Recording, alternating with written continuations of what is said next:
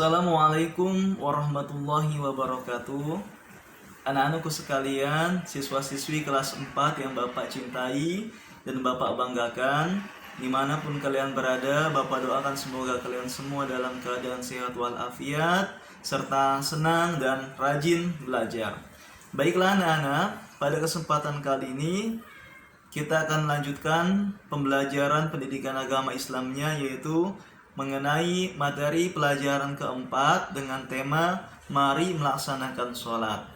Namun sebelum kita bahas bersama, marilah kita berdoa kepada Allah Subhanahu wa Ta'ala agar kita semua mendapatkan ilmu yang bermanfaat. Bismillahirrahmanirrahim. Rabbi zidni ilma warzuqni fahma. Amin.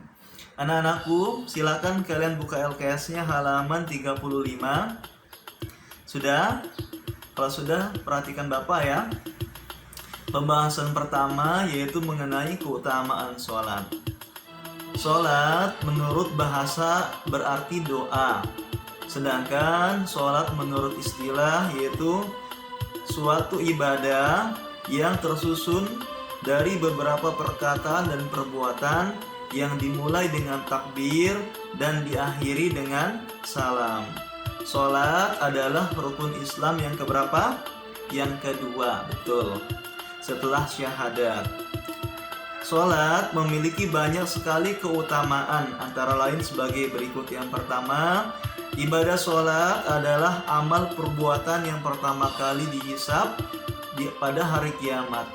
Kemudian, sholat merupakan amal yang paling disukai oleh Allah Subhanahu wa Ta'ala. Yang ketiga, mengerjakan sholat dapat menghapuskan kesalahan dan menghilangkan keburukan. Sampai seterusnya ya anak-anak, kalian bisa lihat di LKS halaman 35 mengenai keutamaan sholat. Selanjutnya, kalian buka LKS halaman 36. Pembahasan berikutnya yaitu mengenai makna bacaan sholat. Ibadah sholat merupakan amal ibadah dengan mengharap kepada Allah Subhanahu wa Ta'ala secara langsung. Ketika kita menghadap Allah, itulah kita membaca bacaan sholat. Kita harus memahami arti dan makna bacaan sholat.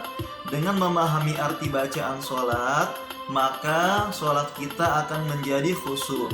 Hati dan pikiran kita akan lebih fokus terhadap sholat yang sedang kita kerjakan. Untuk memahami tentang makna bacaan sholat, perhatikan bacaan-bacaan berikut ini. Silakan dilihat LKS-nya halaman 36 sampai dengan halaman 40 ya anak-anak ya.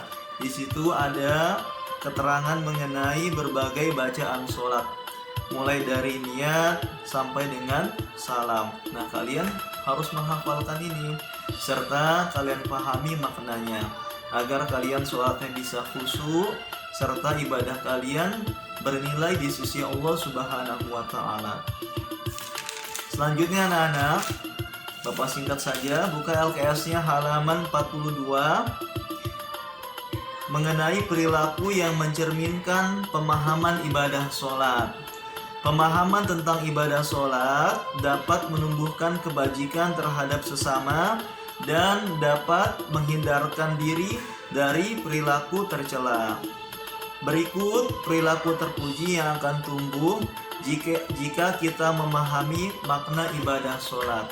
Perhatikan halaman 42 anak-anak, berbagai perilaku terpuji yang akan tumbuh jika kita memahami ibadah sholat.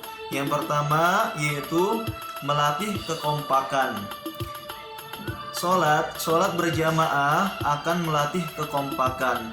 Antara imam dan makmum harus kompak dalam mengerjakan sholat berjamaah. Jadi kalau misalnya kita memahami sholat ini dengan baik, maka yang pertama yaitu kita dapat melatih kekompakan. Sebagai contoh, antara imam dan makmum harus kompak dalam mengerjakan sholat berjamaah. Yang kedua, perilaku terpuji yang akan tumbuh jika kita memahami ibadah sholat. Yang kedua adalah mematuhi perintah ketua kelompok. Maksudnya, Makmum dalam sholat berjamaah akan selalu mengikuti gerakan imam. Makmum tidak boleh mendahului imam.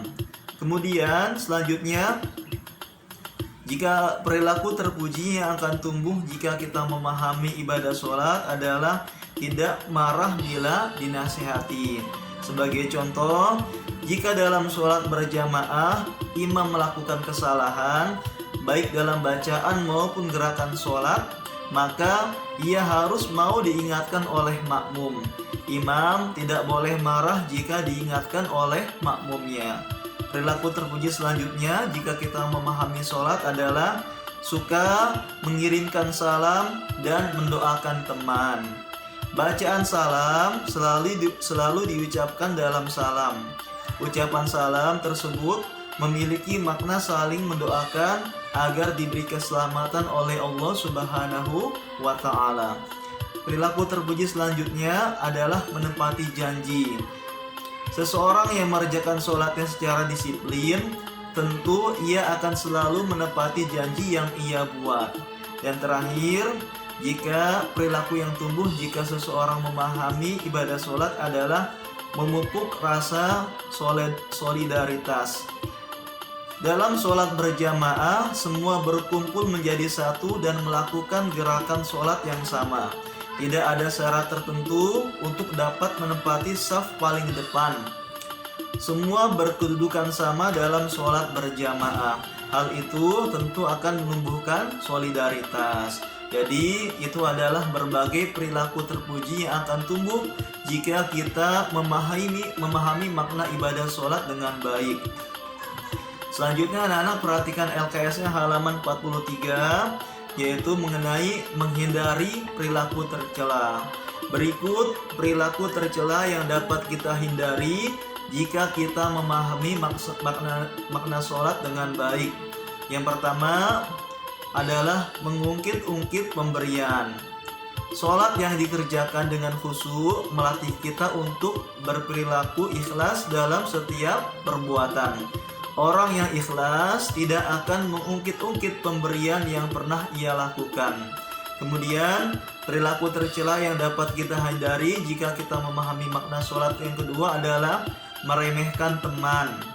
Sholat mengajarkan kita untuk mengakui keagungan Allah Subhanahu wa Ta'ala. Hanya Dialah yang Maha Agung. Manusia hanyalah makhluknya yang sangat kecil. Kedudukan sesama manusia adalah sama di mata Allah Subhanahu wa Ta'ala. Dengan demikian, kita tidak akan meremehkan orang lain. Perilaku tercela selanjutnya yang dapat kita hindari jika kita memahami makna ibadah sholat adalah sikap egois, mencuri, meminta-minta, berdusta, dan mengganggu teman. Kalian bisa lanjutkan dengan membacanya di LKS halaman 43 ya anak-anak. Selanjutnya buka LKS halaman 44. Di situ ada terakhir pembahasan mengenai pengalaman sholat di rumah dan di masjid. Sholat dapat dikerjakan di masjid ataupun di rumah. Kita akan memperoleh pengalaman yang berbeda ketika kita mengerjakan sholat di rumah dan mengerjakan sholat di masjid. Pengalaman sholat di rumah. Sholat di rumah dapat dikerjakan secara berjamaah maupun secara munfarid atau sendirian.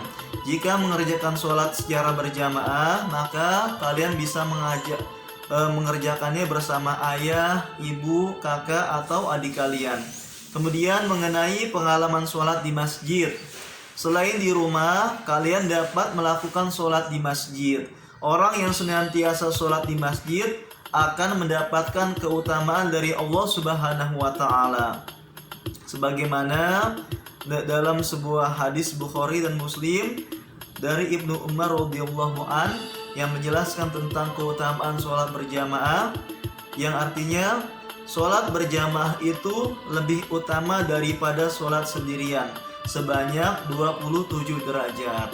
Demikian anak-anak penjelasan dari Bapak. Mudah-mudahan dengan kita memahami makna sholat dengan baik, maka kita dapat mengamalkan berbagai perilaku terpuji tadi dan juga dapat menghindari berbagai perilaku tercela yang telah disebutkan tadi.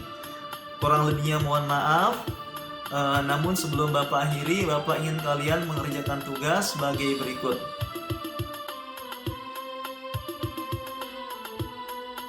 Demikian anak-anak, sampai berjumpa lagi pada pembelajaran berikutnya.